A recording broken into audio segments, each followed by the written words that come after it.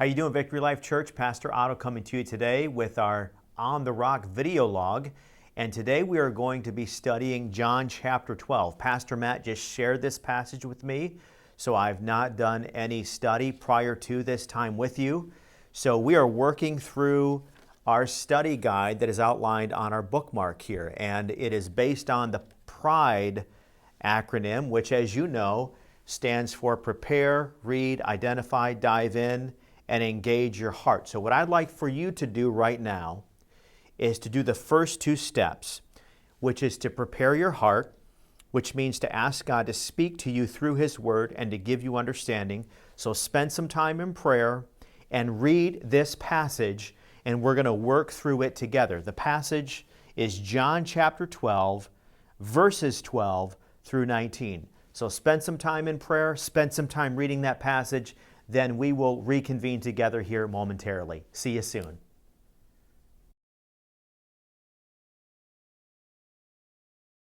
Hey, Victory Life, so we're back together, and I have to admit to you, I read this passage as you were reading it. It's fresh on my mind and heart, so we're kind of working through this together. And so if you go to the I in your acronym for the PRIDE bookmark, which stands for Identify, the notes there say, what are some key words and phrases? What is repeated? What words look really meaningful? Well, when I look at this passage, the first statement strikes me as a meaningful statement. It says, the next day the large crowd that had come to the feast heard that Jesus was coming to Jerusalem. So why in the world is Jesus going to Jerusalem? So that's something that stands out to me, and I might just write that down in my notes. That seems to be important to me. Moving on, it says that they took branches of palm trees.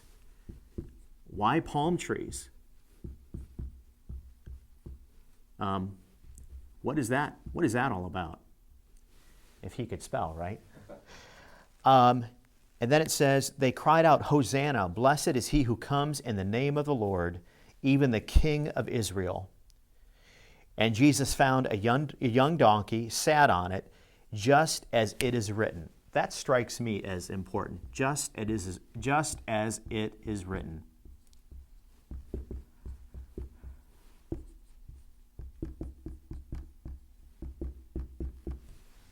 Written where? And then it refers to a statement that comes obviously out of the Old Testament. So I'd probably want to do a little bit of study on that and where it comes from and what it means. And it says, fear not, daughter of Zion, behold, your king is coming, sitting on a donkey's colt. So this is something obviously that was predicted in the Old Testament. So Jesus is actually fulfilling a foretelling of something that he would do on his way to Jerusalem. There's another statement here that strikes me that I relate to as a disciple of Jesus. And it says this in verse 16, his disciples did not understand. Think about what you can do with that. As a disciple of Jesus, has there ever been a time in your life when you've been following him where you didn't understand what he was doing? I think that we can all connect with that statement. Then it goes on to say they remembered these things. So it's like it dawned on them. It says they remembered that these things had been written about him and had been done to him. And then it says the crowd had been with him when he called Lazarus out of the tomb and raised him from the dead. That was a story that happened right before in John chapter 12, or John chapter 11 rather. The reason why the crowd went to meet with him was that they heard he had done this sign. So there's a phrase that sticks out to me. The reason they were following him. Why are people curious about Jesus? Think about that. Why do people come to church? They're curious about what goes on in your life. They're curious about what we talk about here at church.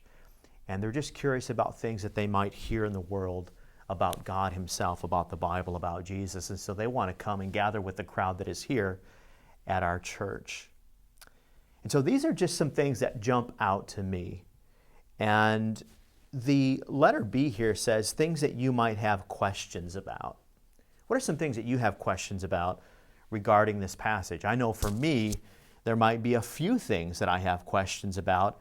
I would want to know what does Hosanna mean?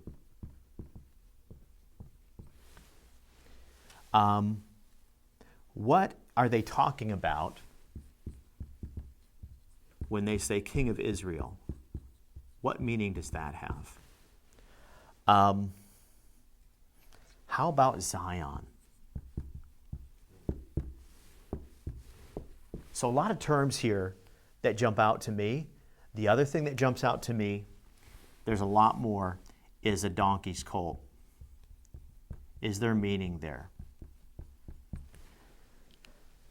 So what I want to do is define some of these things and maybe do some study in my Bible dictionary, maybe in a commentary, to see if those things might reveal some definitions for me, and try to come up with the main idea that the author is trying to convey to someone who might read this passage.